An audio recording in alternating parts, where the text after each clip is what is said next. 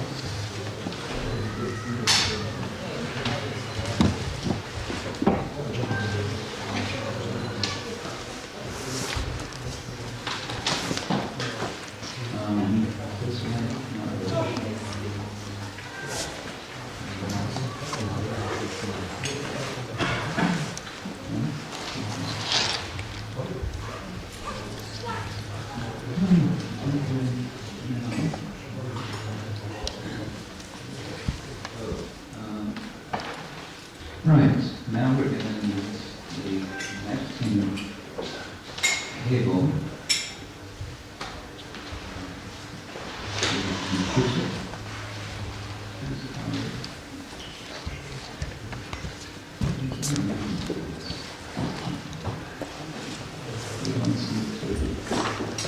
Be fully activated in the organizational department today. Oh, here you go. Okay. Just going to need to.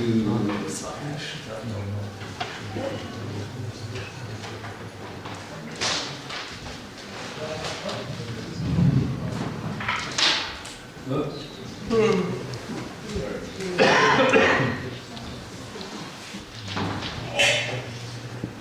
That's his hobby. Everything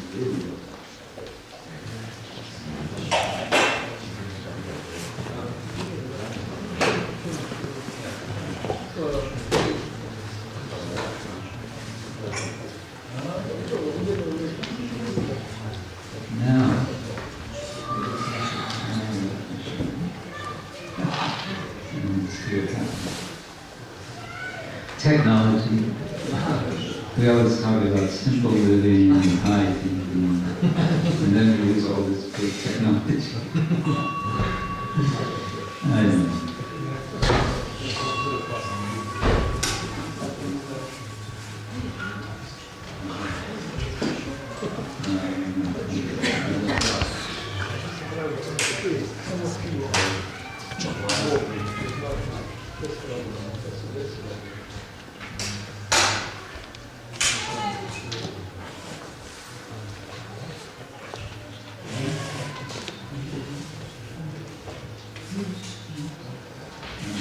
There's also, it looks like we could sort of close a couple of windows today.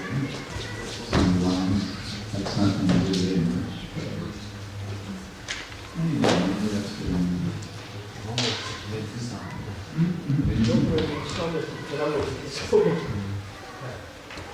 That's probably not essential.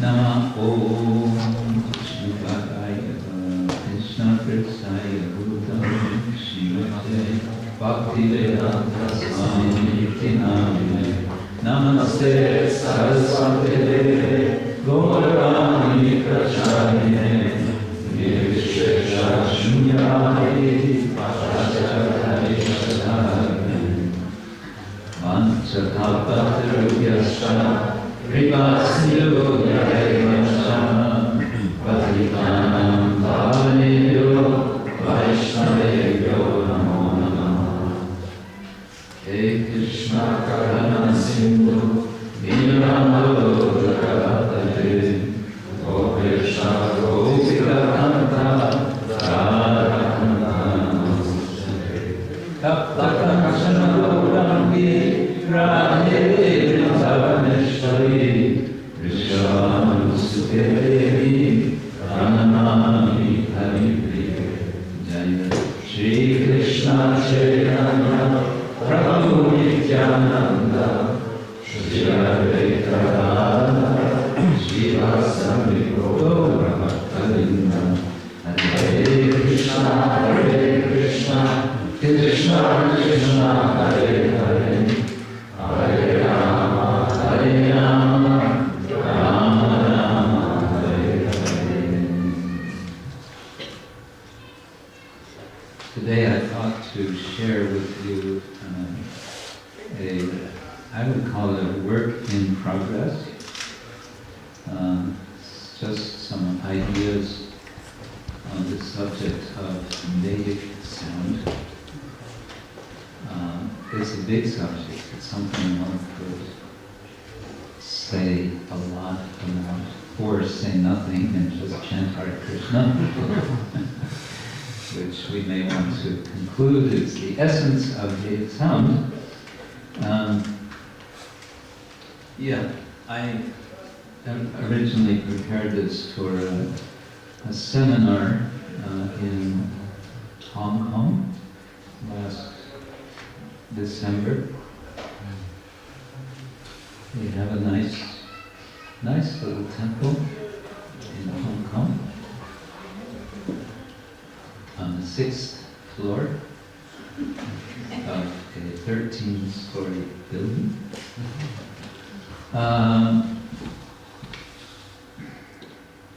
It's something I've just been interested in over the years, being aware that we emphasize very much in our tradition the importance of sound, right? Srila Prabhupada would say, don't try to see Krishna. He would say two things. One, don't try to see Krishna. Rather, try to act in such a way that Krishna would want to see you. But the other is, don't try to see Krishna with the eyes, but see with the ears.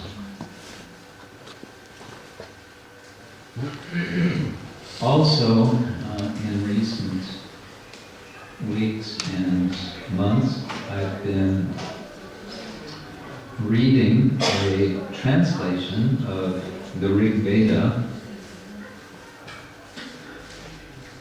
we often hear that we follow the Vedas. But if you ask a devotee, so what's in the Vedas? You might see a lot of question marks come out of the head. Sort of, I don't know. There are some prayers to demigods, that's all we know.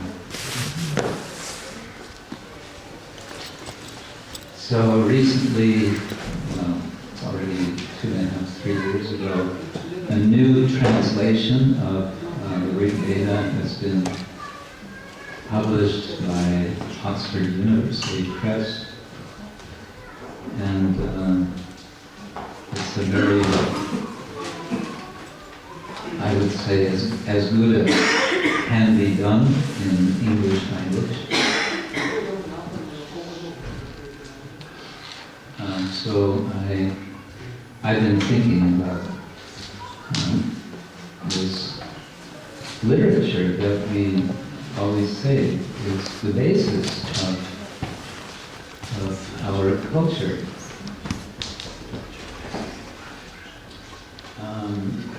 Let's see. I just thought of one thing which I forgot. Did you come? I should get something from the room.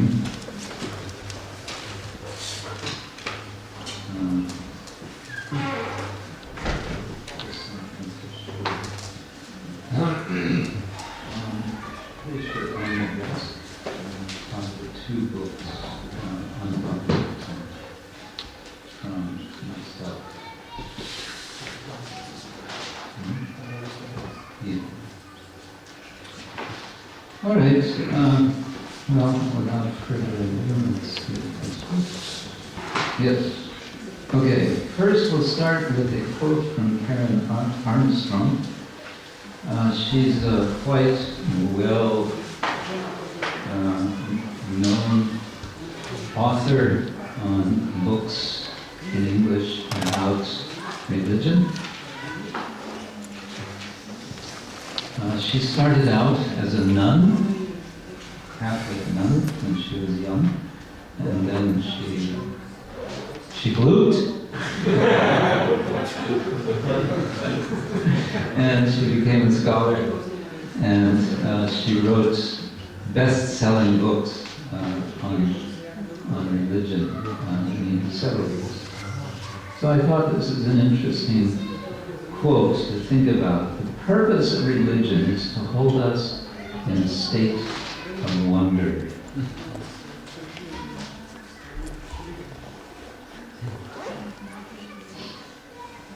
It's quite a different understanding of religion than many people have. Many people have an idea that religion is about having answers,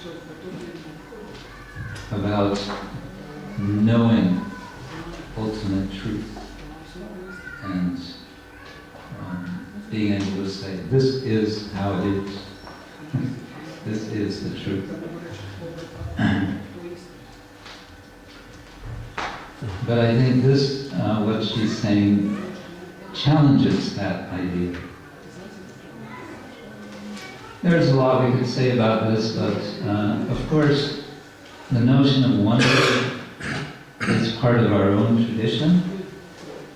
It's one of the rasas. It's one of the secondary rasas, but it's nonetheless important. It's called Adbhuta Rasa. And, well, that's a whole other subject. I don't want to go off on it, but you can read also the Srimad Bhagavatam one way. There's many ways to read the Bhagavatam in terms of where you put your focus. Yes.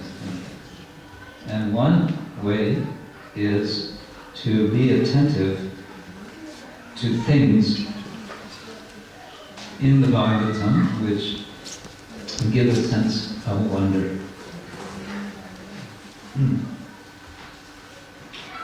There's a lot in the Bible that does this. The whole description of the universe in the fifth canto, it's a way of invoking a sense of wonder. Yeah. Anyway, let's continue, because our subject is the sound, but in preparation for that I want to say a bit about religion. Another scholar, this is from the 19th century, early 20th century, Rudolf Otto, was German, became famous for his expression in Latin that what is religion? Religion is mysterium tremendum et fascinans. That was his kind of definition, what is religion. Mysterium, a mystery, tremendum, which is tremendous, which is great, and is fascinating. Fascinating. You know this word?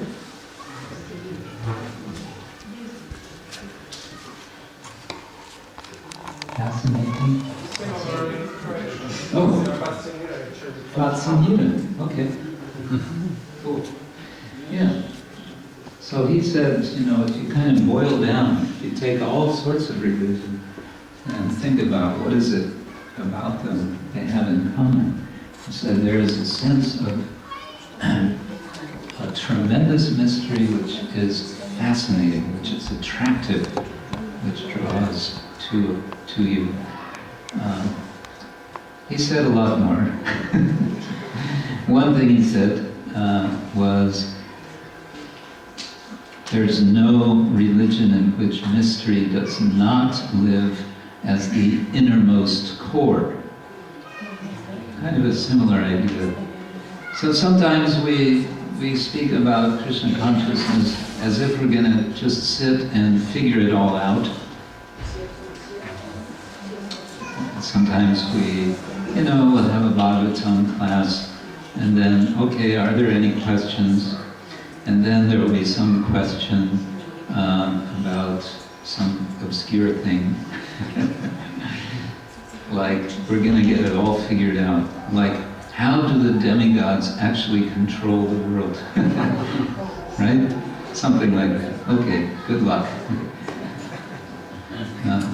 My god sister, Mother Vishaka, once asked Srila Prabhupada on a walk, so how is it that the moon provides, gives juice to vegetables? Because that's mentioned in Bhagavad Gita. The moon gives the juice to vegetables. So she wanted to know how that works. Prabhupada's answer was, why don't you ask the moon?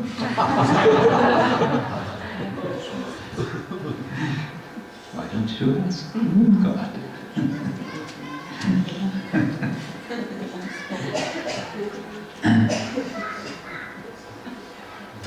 Okay, a little more about this idea of wonder, and now I want to bring in the idea of sound, but particularly poetic sound. It's not just vibrations, but poetry. In the Western tradition, as you may know, there were two major philosophers in ancient Greece. There was Plato and there was Aristotle. Aristotle was a student of Plato, but he ended up having very different ideas from Plato in many respects. And one of his differences had to do with views on poetry and art. Plato considered poetry dangerous. In his famous dialogue, The Republic, he wants to ban all the poets. Get rid of them, they're dangerous. At least they're no use. Just sit around and write poetry, nothing useful. But his more specific argument was that, as I understand it, poetry is a disturbance because it takes you 2 steps, not 1 step, but 2 steps away from reality.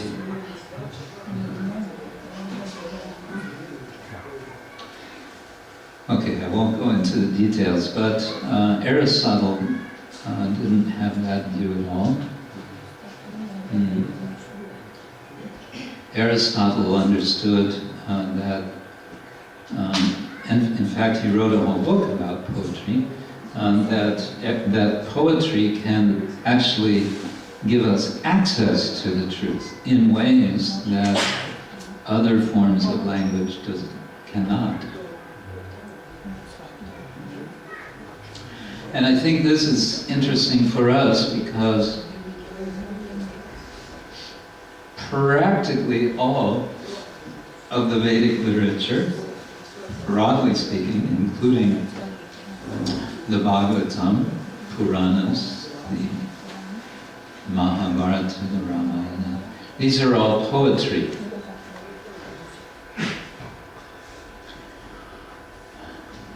Having said that, there's an interesting comment made by one of the early Sanskrit, experts on poetry. His name was Mammata. And Mammata said that there's the Veda, speaking of the original Rig, Sama, Yajur, Atharva Veda, there's the Puranas, and then there's poetry. All 3 of them bring us truth. Veda teaches us in a way like a king would teach by command. Giving a decree, a law. It is like this. The Puranas teach like a friend. And poetry teaches like a lover. Or a wife. Actually, the word Vadu is used, which means wife. Wife, lover. They're all teaching the truth, but in different ways. And sometimes to get a point of truth, we might be able to listen better to one form or another. So they're all useful. Having said that, I'm suggesting it's all poetry. But here in the quote, which then Jiva Goswami takes a step further in his Tattva Sandarbha, he says, the way of teaching of the Veda, the way of teaching of the Puranas, and the way of teaching of Kavya, all 3 are there in the Bhagavatam.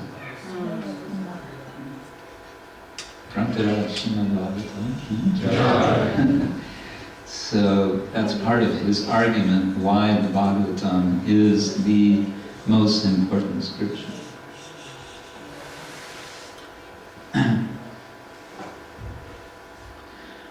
This next point, well, okay, let me say this. A little bit of history, Western history, that you may know. Homer is said to be the author of the famous epics, the Odyssey and the Iliad, right?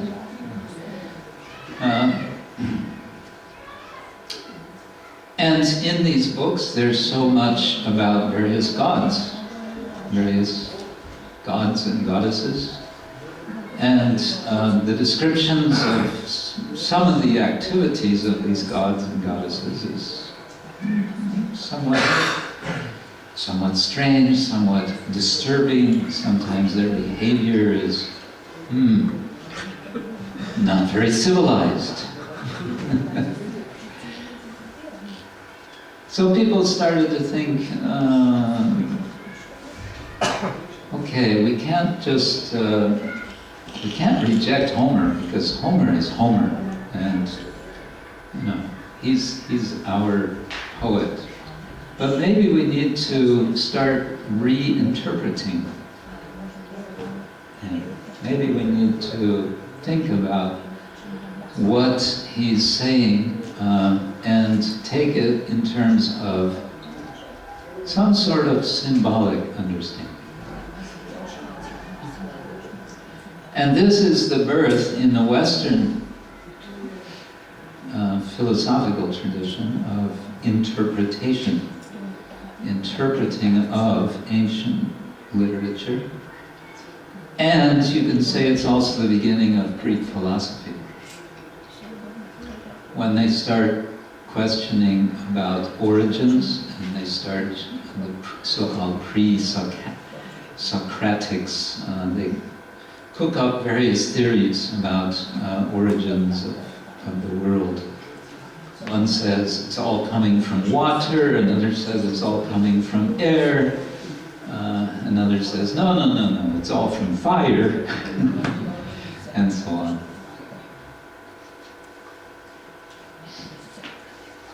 Well, the point here is that the Stoics, this was a group of these ancient philosophers who kind of emerged after Plato and Aristotle. They were concerned that the gods should be moral. And they're certainly not seeming to be moral in the epics of Homer. So what to do about that?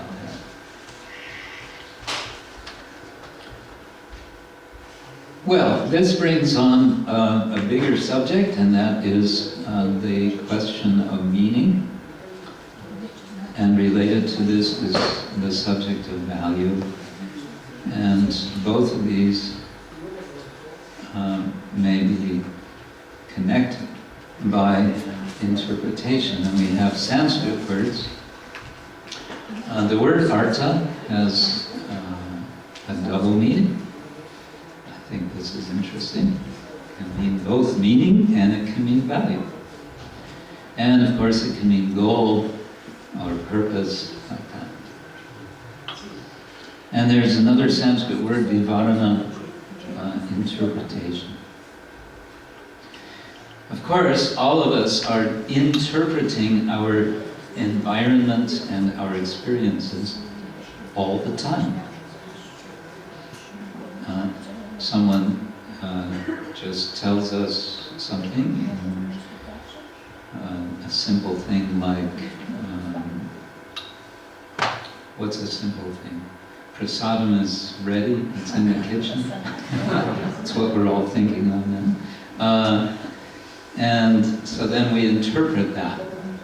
Oh, so prasadam is in the kitchen, it's ready. So that means that we could go and we could get it. And we could take it. Right? That's a kind of interpretation. There's, of course, lots of different sorts of interpretation. We won't go into that, but it's a huge subject, also in Sanskrit poetic ideas. All right, anyway, I'm trying to sort of put ideas out. I'm not trying to make it, how to say, an ironclad argument for anything. But one thing I'd like to make aware is that Vedic literature, broadly speaking, is poetry.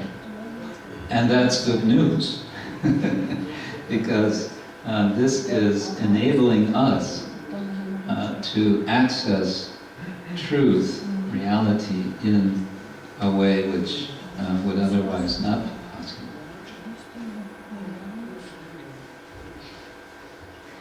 Okay, a little more terminology. We have two different terms, Shabda Brahman and Nada Brahman. And sometimes one or the other is used to refer to the entire body of Veda.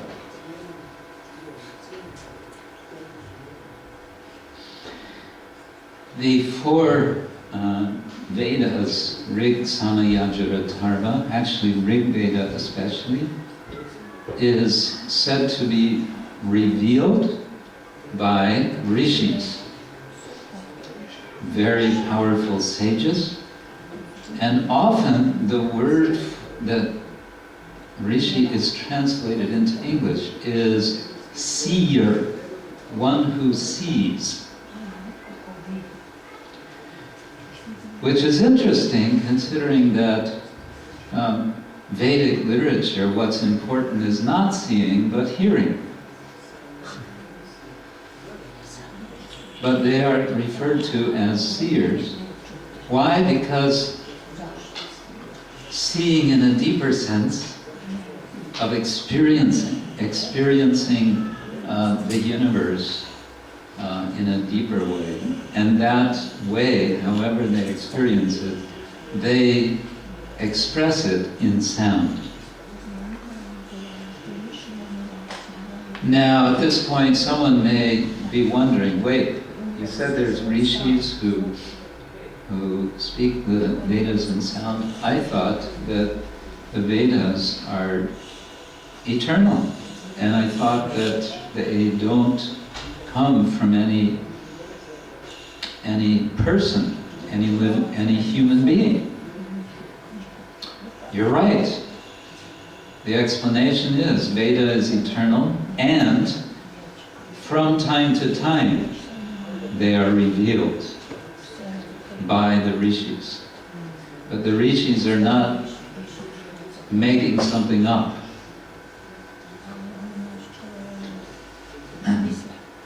Having said that, some of these hymns in the Rig Veda sound very much like the poet, like there is a poet who is competing with other poets, like they have contests. Who can give the best hymn to please a particular divinity, usually Indra or Agni or Varuna and so on. Yeah, and I might mention the four Vedas, Rig, Sama, Yajur, and Atharva, are called Samhita, which means compilation, collection. The Rig Veda has over 1,000 hymns. They've been divided into 10 sections that are called mandalas. Each mandala has, most of them have over 100 hymns. And there are other organizing principles. Whoops. Yes, Vedic sound. Up to the present day, there are Pandits, Brahmins, who recite Veda. Sometimes you can meet someone in India who has, as a family name, Dvivedi or Trivedi. A Dvivedi is one who knows 2 Vedas, and a Trivedi is one who knows 3 Vedas. You don't meet so many Chaturvedis. I don't know, maybe they're there. Have you met a Chaturvedi? Basic Prabhu told me about One one family. family? Ooh, yeah. Yeah, and so they're rare. Some Vaidyas. I've seen some Vaidyas. Vaidya. Vaidya means physician. Yeah. Yeah, that's a different category. No, but you Chaturvedi surname. Oh, okay. Interesting. So yeah, you'll find Brahmins who they can chant. Some of them can go on for hours chanting without repeating one line, and they do everything with absolute precision. And this is taught in this manner. The gentleman in the middle, perhaps he's probably a father, but a teacher here. He's holding the heads of his students. Why? Because he's moving their heads with each syllable, depending on the swara, depending whether it goes up or down or stays in the middle. Sahasra Shirsha Purusha Sahasra Sahasra Bhata. And sometimes to the side. Sabunim Vishvato Vishva Yadanena Tirohati. They're learning, they're memorizing, but they're not just memorizing with their brain, they're memorizing with their whole body. And therefore, the original Veda, the Rig Veda in particular, Sama, Atharva, all of these have been handed down since literally thousands of years without any writing. The earliest records we have of written Veda is, I think, 11th century of the Common Era. So like 1,000 years ago. But because it's been taught in this very rigorous way, and I'll get back to this, some details, how this works, it's preserved. Whoops. Back up there. Okay. That's some written Vedic text. I don't know what it is, you know. You search Google and that's what you get.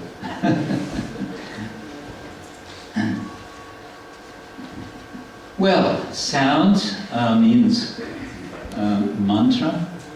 What time should I stop, by the way? 7 o'clock. 7 o'clock? That's good. Huh? It's your festival. Huh? It's your festival, it can go longer. Oh, it's my party.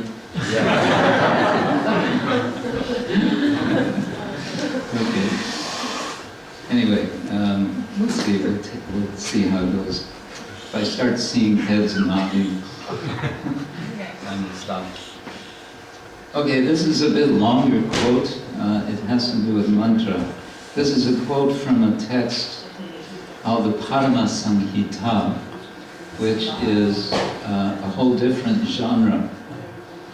It's what's called Pancharatra. And, okay, I'll leave it at that. This is probably Lord Shiva speaking, I don't remember. I shall describe to you the supreme character of the mantras, their key letters, and the way to use them. This is, however, a secret. It is by mantra that God is drawn to you. It is by mantra that He is released.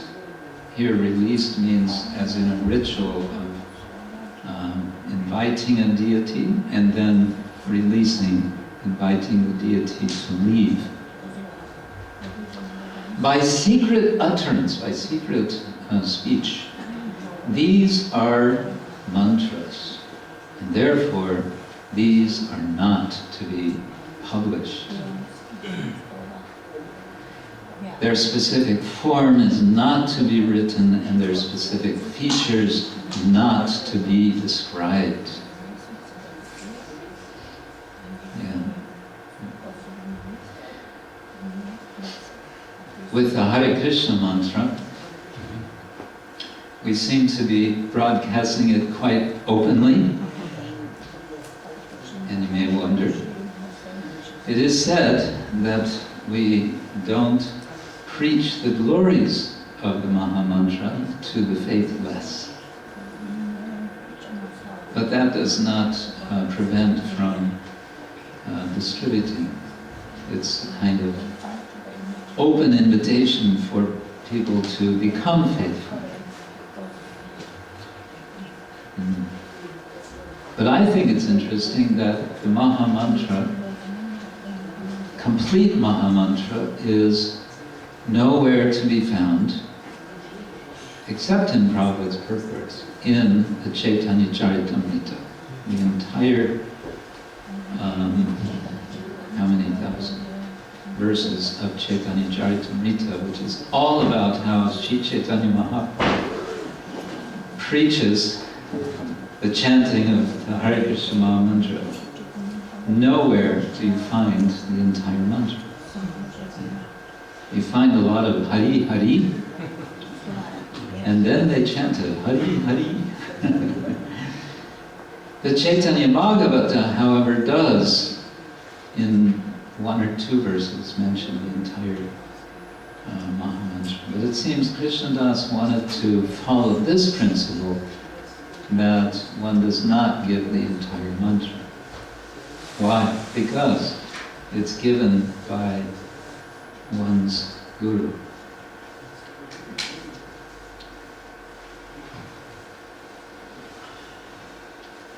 Okay, so another term. This is the same term, vak or vach. This is just a grammatical difference. It depends on the context, whether it's spelled with the ka or the tse. So now it gets a little complicated. We're talking about vach, again, as a word meaning sound. And we find that it's associated, and here we have to say, from a later tradition, I believe not before the 6th century of the Common Era, is there any explicit discussion of connecting vach with chakras. One time, someone asked Srila Prabhupada about chakras, and Prabhupada dismissed it completely. He said, "We don't care about chakras. We are not this body." End of discussion. Anyway, nowadays everyone wants to hear about chakras, so we have to say something. And it's interesting, I find. It's an interesting kind of way of mapping, you can say, a kind of subtle physiology of the body. It's maybe too small for you to see, but it's giving the names on the left side of these, what's usually given as 7 chakras. Some systems will be 6, some will be 8, but it's usually 7. And on the right side are the different bhajans, or seed sounds, which are associated with each of the chakras. So starting from the bottom on the right, it says Lam for the Muladhara chakra, and then Swadhisthana chakra is Vam. Vam. You can get your Swadhisthana chakra vibrating just by chanting Vam. Or the Manipura chakra, you can pronounce Rang. And if you want the Anahata chakra of the heart area, Anahata is translated here literally as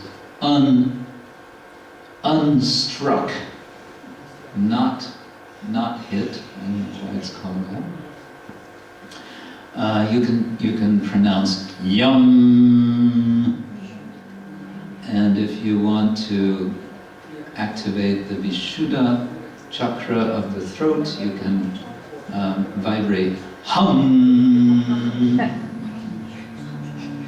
And if you want to activate the Ajna chakra between the eyebrows, then it's Om.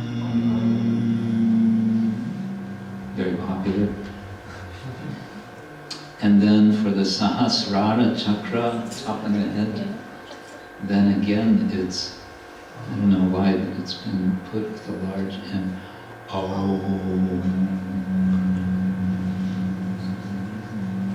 Going to silence. The Om syllable is said to have 5 parts. The A, U,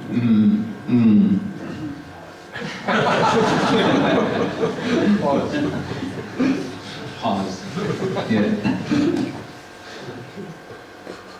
Well, and then there are, one can speak of different levels of consciousness or awareness in terms of sound, but here it's saying 3, sometimes one hears of 4 different levels.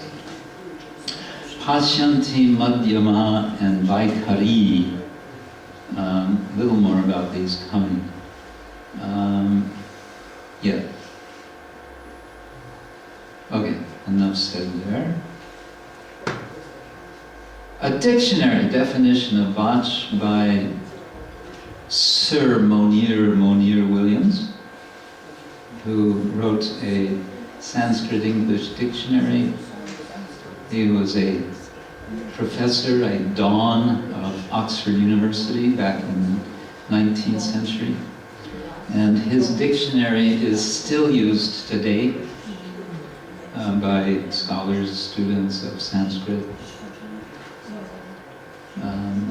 Despite the fact that in his introduction to his dictionary, he says the purpose of this dictionary is to make possible for Christians to preach in India, to convince, to convert to Christianity. Of course, he got a lot of help from pundits, Indian pundits. Okay, his definition, not his whole definition, but a lot of it. Vach can mean speech, can mean voice, can mean talk, can mean language. Also the language of animals. It can mean sound, including inanimate objects, including the sound of stones used for grinding, for pressing, or the sound of a drum. All of that is sound. That is Vach. It can also mean a word, it can mean a saying, it can mean a phrase, part of a sentence, or a whole sentence, or a bigger statement. Or, Vach can also mean speech personified. The personification of speech itself. And in the Veda, in Rig Veda, there are hymns either to or by Vach, the goddess of speech. She's considered a goddess. In the Bhagavad Gita, Krishna, in the 10th chapter, he refers to qualities of women, of the feminine, and one of them is speech.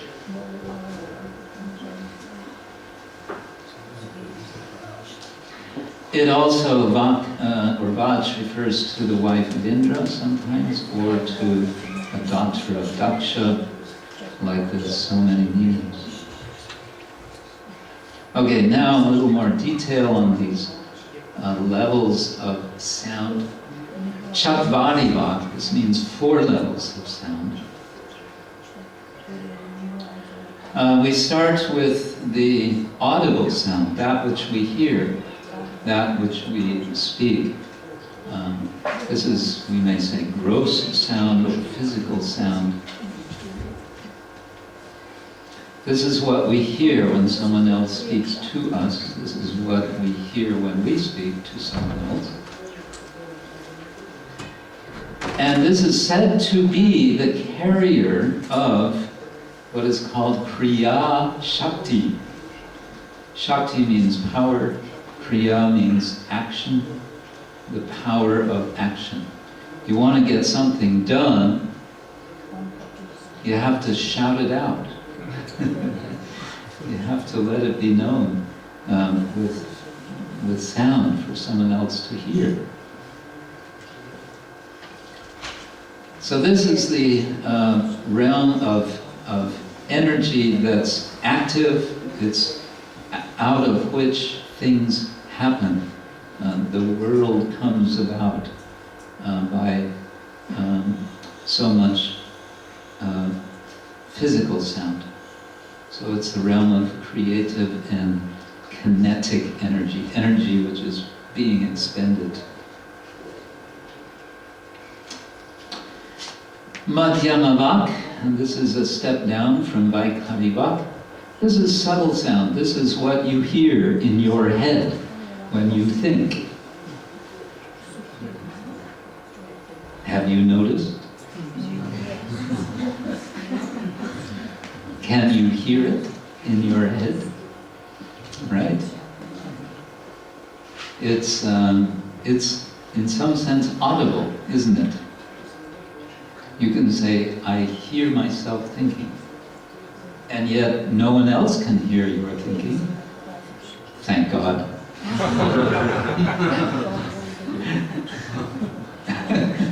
Thank God no one can hear my thinking. So that is the level of Jnana Shakti, the realm of knowing. And it's potential energy, it's not kinetic. It's, you think to do something, it's all in the head, as we say. And then from the Tantra, from the perspective of Tantra, they will say that this Madhyama level is in the level of Anahata, the chakra of the heart. And then going deeper, there is Pashyantivak. This is more conceptual. We may associate this with Ichcha Shakti. What means Ichcha? Desire. So this is desires become formulated, they become articulated, you could say, pre-linguistic desire is coming. That's Pashyanti. Before it becomes words in our head, it's an idea that's not put into words. And then deeper yet is Paravak, spiritual sound. And we can say this is a nice way to put it, I think. This is the level of the carrier of divine will.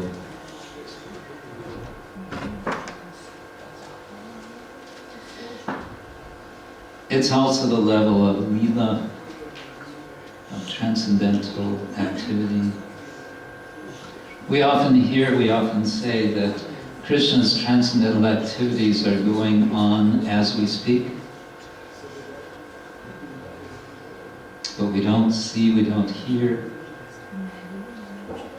Could it be because these are happening on this level?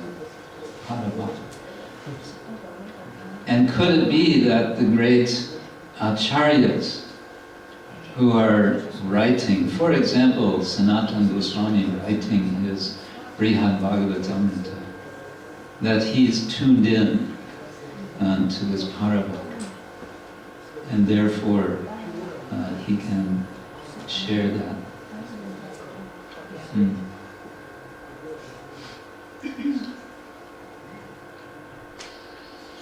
Okay, we mentioned already before the word Shabda. Linguistic sound. This is about sound in the form of words, which means it's going to have something to do with meaning. I'm quoting here from Professor Guy Beck, who wrote a book called Sonic Theology, which is a whole book on this subject only, about Indian thought and writing on the subject of sonic theology. So he says, in India, all the schools of thought, all the different philosophical darshans have assumed that there is a direct relationship between Shabda and Artha, word and meaning. Now, you may say, yeah, so what? Well, take any word in English or in Croatian, we might, if we think about it, come to the conclusion that the connection between a word and its meaning is conventional. We might even want to say it's arbitrary. Take the example of the English word sun, which refers to this orb in the sky, and we know that you have a different word in Croatian, sunce, referring to presumably the same object. I don't know, maybe we're talking about different objects. What do you think? Same object. So the point is, we could, in either language, we could, if we were having enough power and influence in society, we could make a proclamation from today on, the word for sun is no longer sun. It's gobbledygook. And now we'll make this a law that whenever you want to refer to the sun, you have to say gobbledygook. And if you don't, you could be arrested.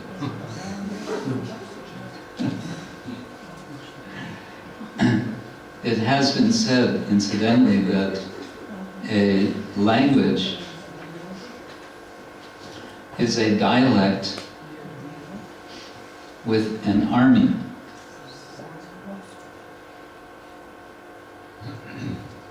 Anyway, what's his point? Okay, the point was that we generally understand words as being more or less arbitrary. They're a convention. The words that we use do not have to be the words that we use, but they've become a convention. But in the Vedic understanding, the word and the meaning are eternally connected. They are what they are, and they, always will be whatever they are. That's a whole different way of understanding language. This kind of hints toward, you could say, the point of all this, which is to chant Hare Krishna, right? That's always our conclusion. Why chant Hare Krishna? Abhinatvam namanamino. Nama chintamani Krishna's Chaitanya Rasa Vigraha Purna Shubha Nitya Mukto Abhinatvam namanamino. There is a non-breakage, abhinatva. There is not separation between the name and that which is being named. That's what's being said about the Maha Mantra. Krishna and his name are non-different. This idea comes from Vedic understanding of Shabda. Okay, then it's maybe getting too technical. There's unlettered sound, that's called Dhvani, and then there's lettered sound called Varna. In other words, written and not written. Dhvani is more like sound or vibration, and Varna, the letters of the Sanskrit writing system are called Varna. And then there's this other word, nada, nada. That's only for voiced sounds. Mantra is a kind of applied vak. So you have this, we read all these definitions of vak or vach. When it's applied for some purpose, that's called mantra. The Rig Veda hymns are all considered mantra. They have a purpose. I don't think I'll go into all of this. Pranava. Okay, I'll say something. The last one, pranava. Om. We came across this because Om is kind of popular today.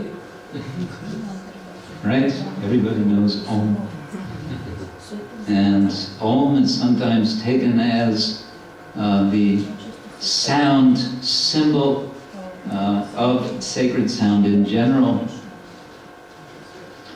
Sometimes it's referred to as the personal name of Shiva or Vishnu.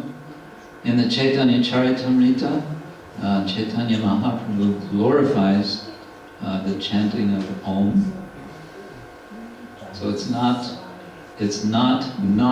part of the Gaudiya Vaishnava tradition to chant Om. It's okay.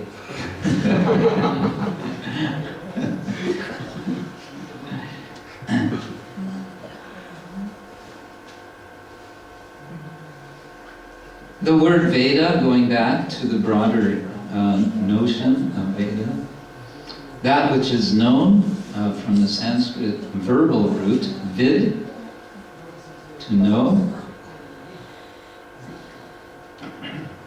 and I've already mentioned the Vedic poets, the rishis. They're understood to be seeing. Another word for what they do is poetic intuition. You know this word, intuition? Intuitio? You borrowed that from us. No. And of course, this is cognate with the English word video, and so on and so forth.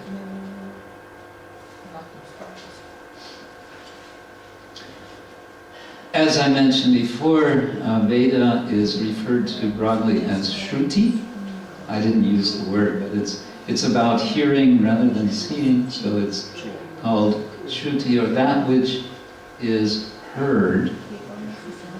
It's contrasted with what's called Smriti, that which is remembered, which refers to the Puranas, the epics, and so on. And the point about Shruti, why it's considered most authoritative, because in comparison with Smriti, Shruti is always considered the higher, or the deciding principle, because it's considered revelation. Why? Because it's considered eternal. It's always there. It's being revealed. But again, then it's the question how to interpret it. The Puranas are very much part of the program of interpreting the Shruti.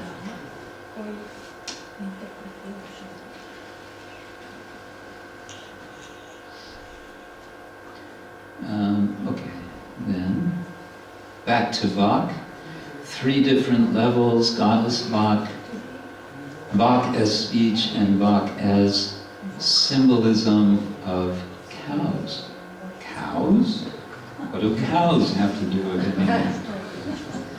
Well, cows are very important in the Rig Veda. Cows are everywhere in the Rig Veda. Hardly a hymn in the Rig Veda. Well, I say hardly. There's different words for cow, and altogether they come to around 700 times cows are mentioned. Cow or cows, in one form or another. And cow is associated also with Vak. And Vak is speech, and speech is a goddess, and cow is also associated with earth, and you get a whole circle of associations. The feminine principle of nurturing, the feminine principle of speech, the feminine principle of the cow. It's a whole network, and all of this is being expressed in poetry. Okay, now I'll give you little excerpt from Rig Veda. This is from the 10th mandala, toward the end of the Rig Veda. This is Vak speaking. She says, if you want to hear what Vak says, she says, I establish wealth for the man offering the oblation, who pursues his ritual duties well, who sacrifices and presses. Presses means pressing soma, preparing soma. This is skipping a line, I am ruler, assembler of goods, observer, foremost among those deserving the sacrifice. Me have the gods distributed in many places, so that I have many stations, many places, and cause many things to enter me. Through me, he eats food. Whoever sees, whoever breathes, whoever hears what is spoken, without thinking about it, they live on me. Listen, O you who are listened to. It's a trustworthy thing, I tell you.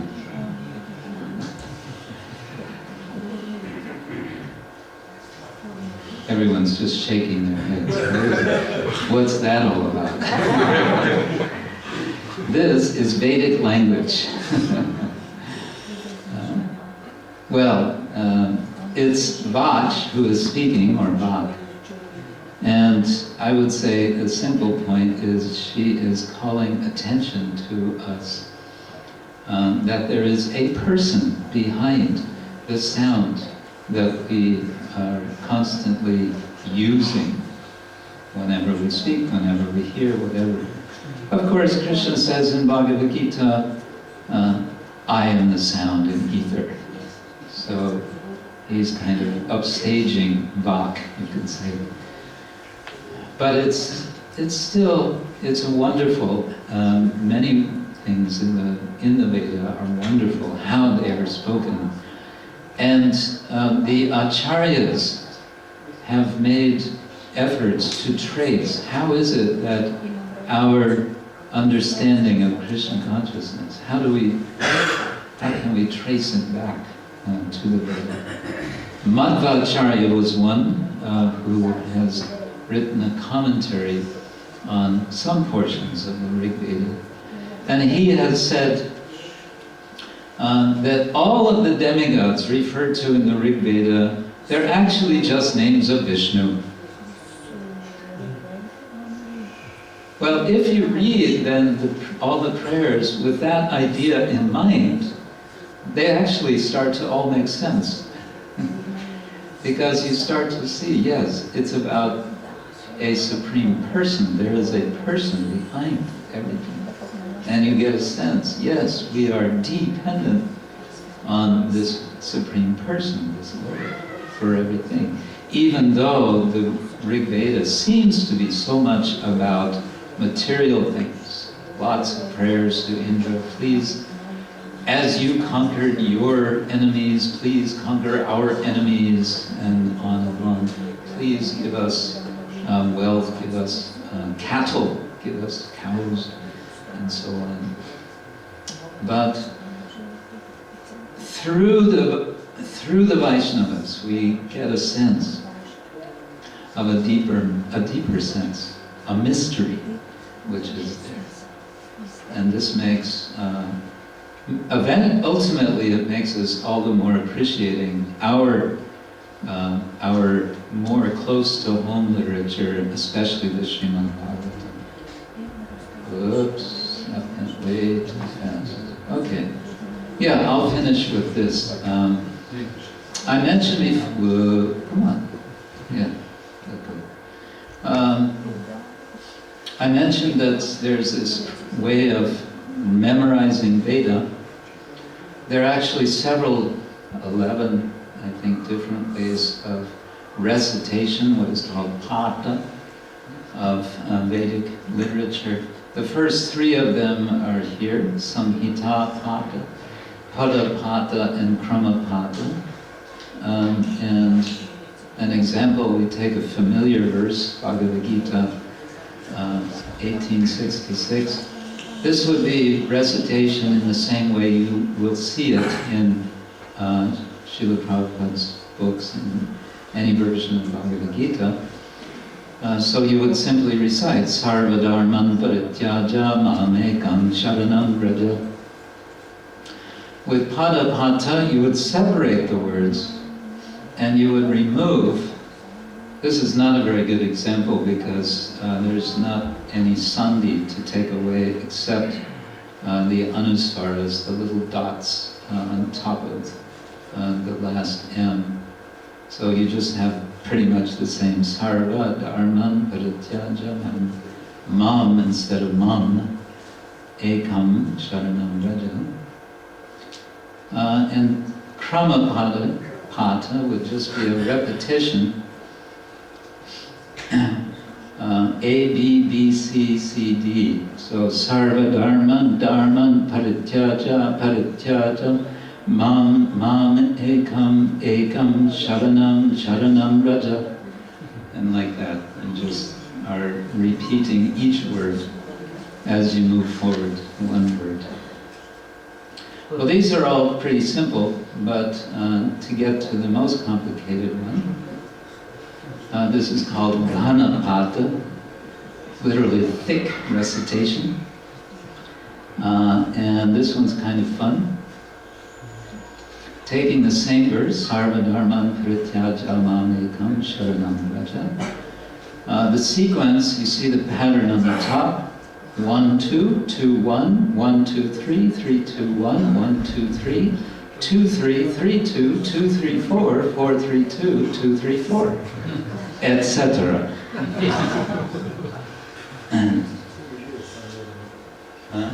So it would go something like this.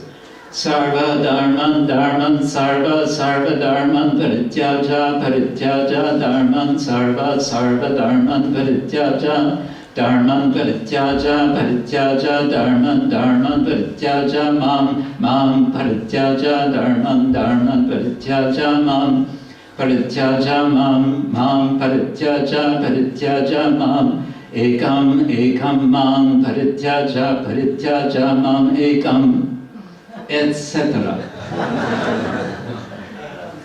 This morning we had a Bhagavatam reading and we recited the verse 10 times because Prabhupada said if you recite it 10 times you will memorize it.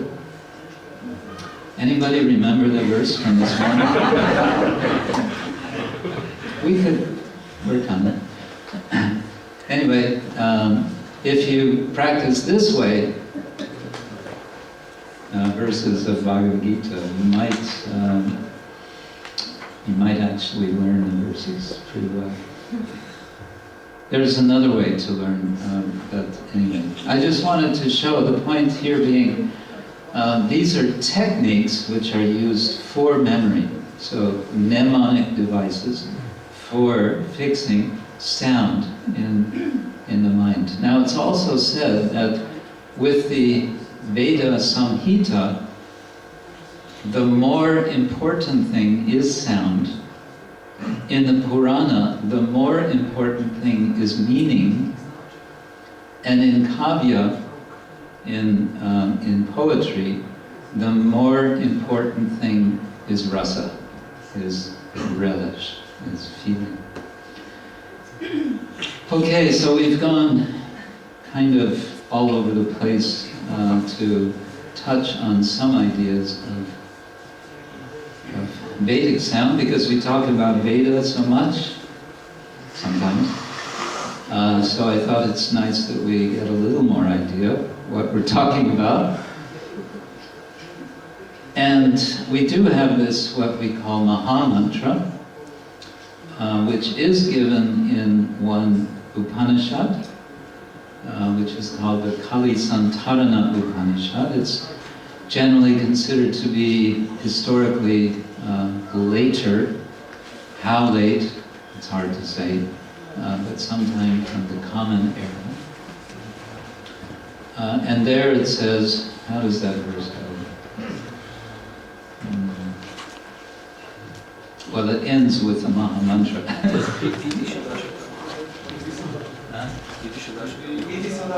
Iti Shodashakam Nam Kali Kama Shinashanam Yatra Sankirtane Naiva Sardas. No, that's Bhagavatam. Okay. It's huh?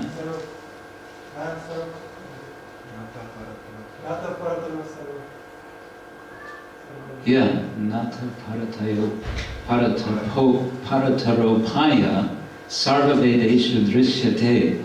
That's it.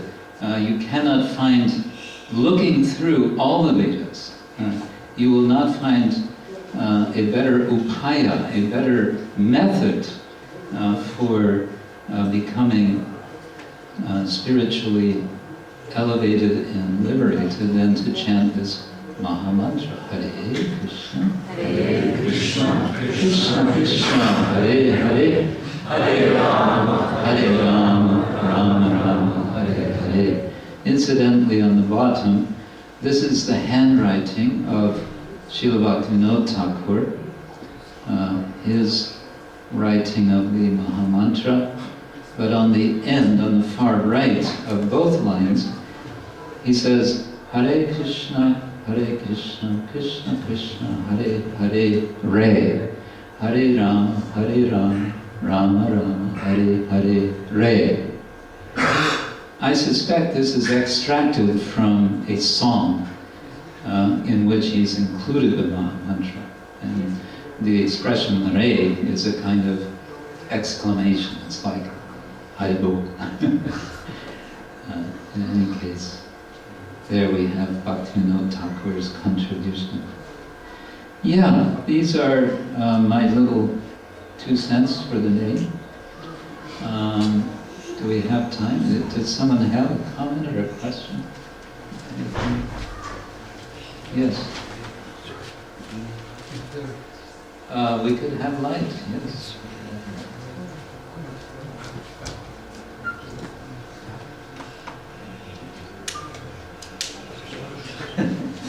Maybe not.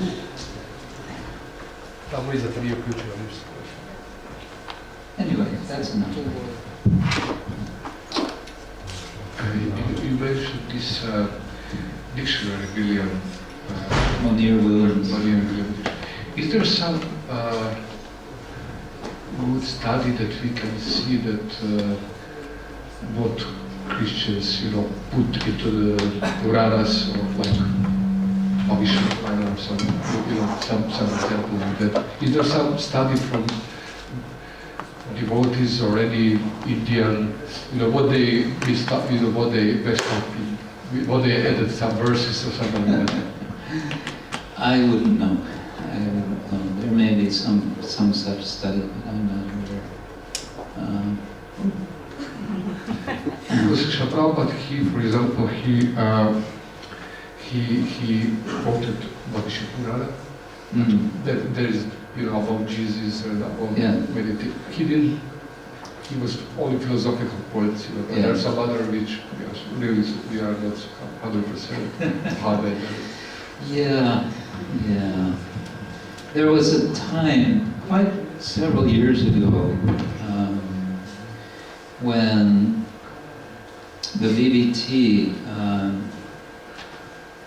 some of the leaders of the VBT decided, let's do a little an investigation of the Puranas to see, is there something that we should be commissioning for translation? So they had various devotee scholars, Gopi Paranadana Prabhu and others, looking, and they were looking for also Purana, but also commentaries. And as I remember, the conclusion was, no need. No need. And as I mentioned before, Jiva Goswami, his whole Tattva Sandarbha, which is the first part of his Bhagavad Sandarbha, first of 6 parts, his whole Tattva Sandarbha, he's just kind of step by step doing a process of elimination to conclude that the one work which is important is the Bhagavatam. And Bhaktivinoda Thakur expressed this in a rather dramatic way in one essay which he wrote in English, when he said, even if all the Vedic literature except for the Bhagavatam would be burned like the Alexandrian library was burned, he said there would be no loss. Interesting.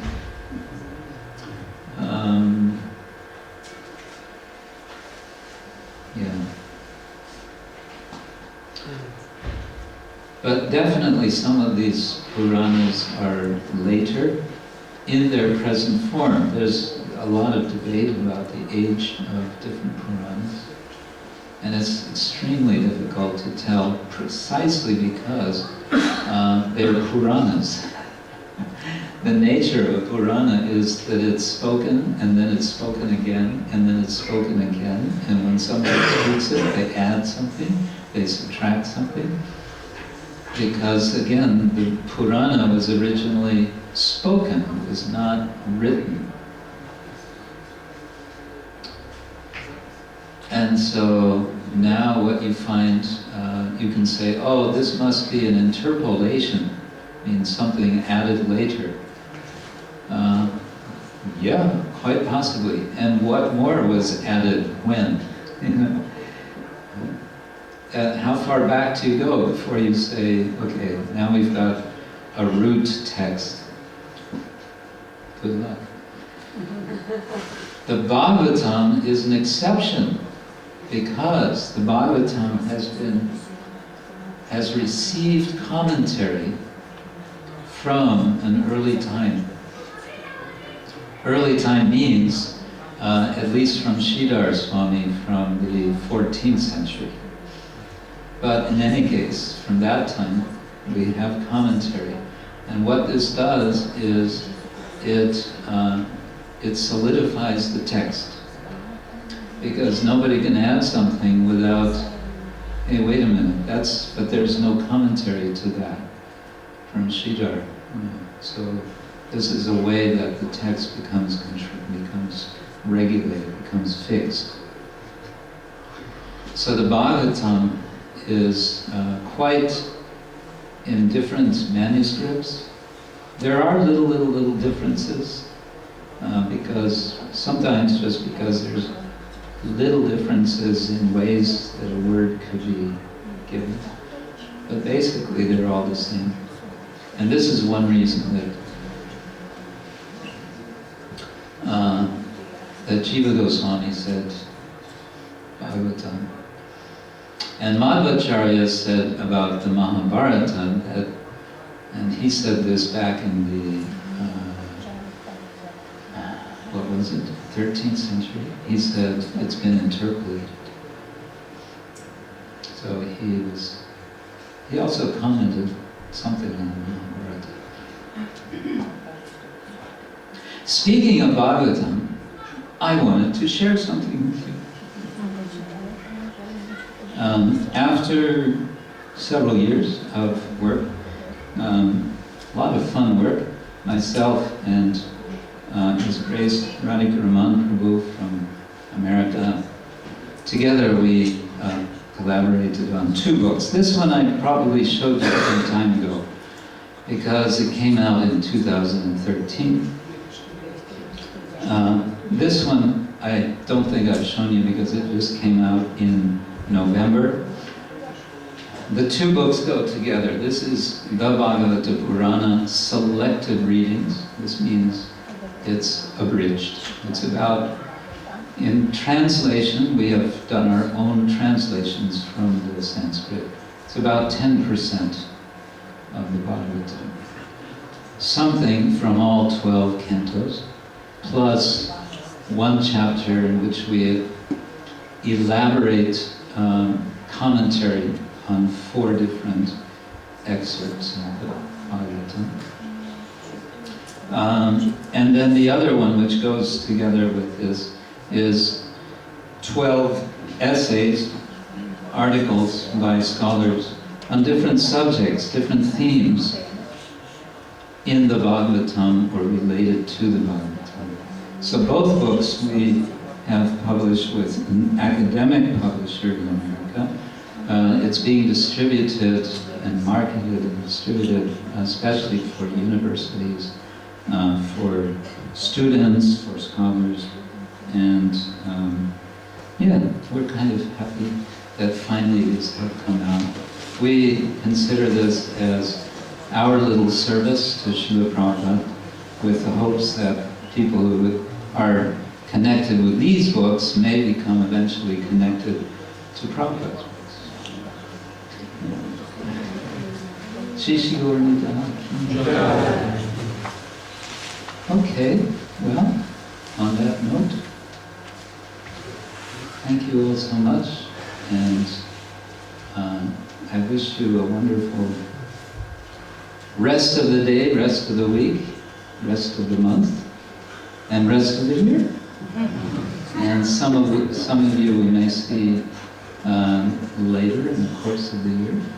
Sorry, I'm not able to spend so much time here. I'm on a bit of a marathon, writing marathon. I'm working on my next book, which is about cows. Cows. Yeah. I decided it's time the scholars read about cows.